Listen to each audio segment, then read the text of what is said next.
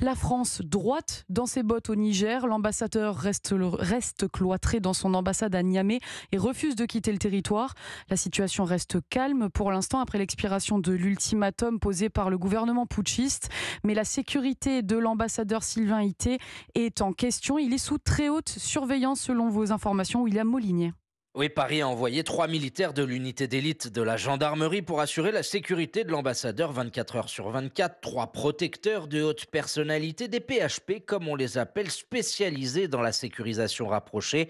Ils orchestrent les allers-retours du diplomate entre l'ambassade de France et l'escadrille dans l'est de la capitale, là où se trouve la base militaire française. 1500 soldats y stationnent, dont des forces spéciales chargées d'exfiltrer les derniers Français présents dans le pays, y compris la représentation consulaire, au cas où la situation dégénérerait. Le contexte est tendu, reconnaît une source diplomatique parisienne. Discrètement, des militaires français ont pris position dans et autour de l'ambassade. Ils craignent des manifestations violentes anti-françaises pilotées en sous-main par les putschistes. Une source sécuritaire nigérienne assure à Europe 1 que tout est sous contrôle et que des renforts de policiers et de gendarmes ont été envoyés dans le quartier de l'ambassade. William Molinier du service police-justice d'Europe